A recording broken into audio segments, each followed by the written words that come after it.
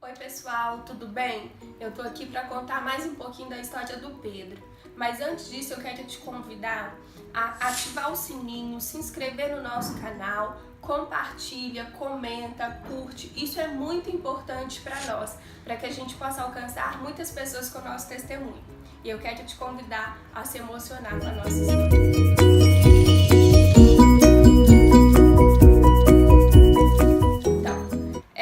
O Pedro deu entrada na UTI, como eu falei no último vídeo, e a partir disso começamos uma bateria de exames. Pedro fez punção lombar, fez vários tipos de exames, ressonância, eletro, muitos exames mesmo. E todos os exames, eles vinham com resultados normais. E eu, assim, comecei a sofrer muito com isso. Não sei se você já conheceu alguma história falando sobre isso, mas eu, como mãe, chorei ao ver alguns resultados normais, porque isso me dizia que eu iria ficar mais um tempo dentro do hospital. E fomos fazendo, e chegou uma época que nós começamos a repetir o exame, e foi muito cansativo.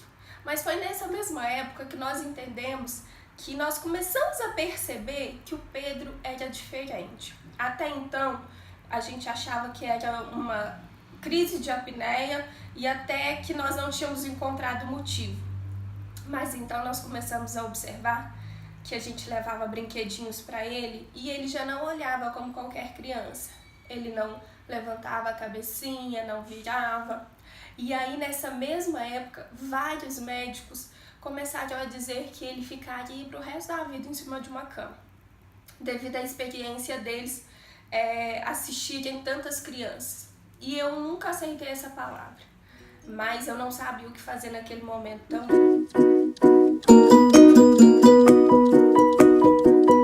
E aí um dia, depois de 2 meses já dentro do hospital, o Pedro pegou uma infecção. E aí começaram a ter que colocar, né, a medicação na veia. E nesse dia, principalmente, foi muito marcante para mim, porque furaram o Pedro durante 10 vezes o bracinho dele. E ele sempre muito magrinho, e aquele dia foi muito difícil, porque 10 vezes tentando, a veia perdia e tentava de novo até que me pediram para sair da sala. E aí quando eu retornei, eles tinham conseguido. Mas aquele dia foi muito sofrido. E eu saí do hospital, encontrei o Lucas e eu dizia que eu não estava conseguindo mais vê-lo naquela situação. Eu estava chorando muito. Então o Lucas me disse o seguinte: olha, hoje nós vamos para casa, nós vamos ajoelhar e nós vamos entregá-lo para o Senhor. Nós vamos dar liberdade ao Senhor de fazer o que Ele quiser com Pedro. Aquela palavra foi muito dura. E sabe aquele momento que você ouve uma palavra dura e você sabe que é exatamente isso que você precisa fazer? E eu me lembro que eu entrei dentro do carro e eu fui me agachando ali naquele lugar onde a gente coloca o nosso pé, e eu fui agachando e eu fui gritando, porque foi muito difícil.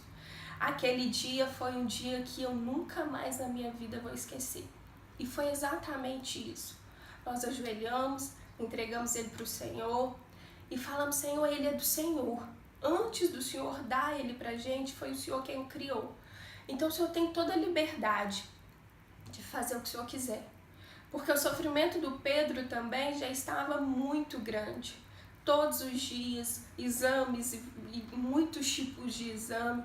E aquilo era cansativo tanto para mim, como mãe, para o Lucas como pai, para a nossa família e para ele.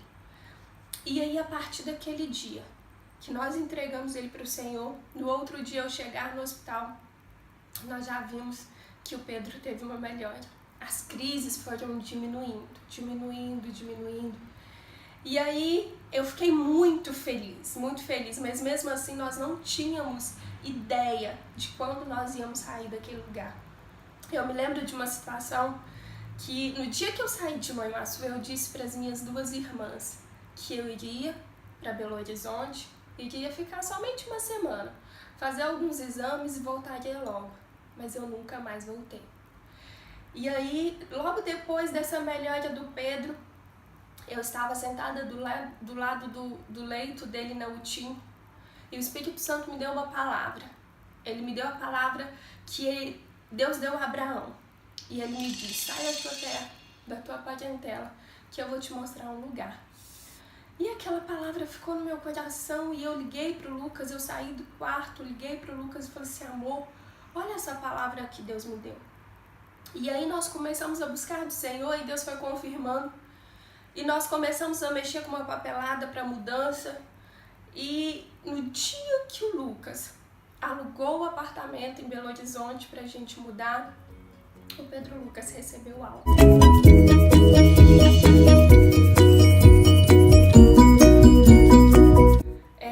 Foi uma luta. Tem tantos detalhes nesse testemunho que nós vamos contando ao longo do tempo. São tantos detalhes.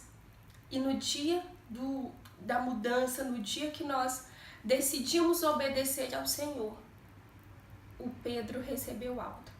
Esses foram os nossos 100 dias na UTI, nossos 100 dias de hospitalização.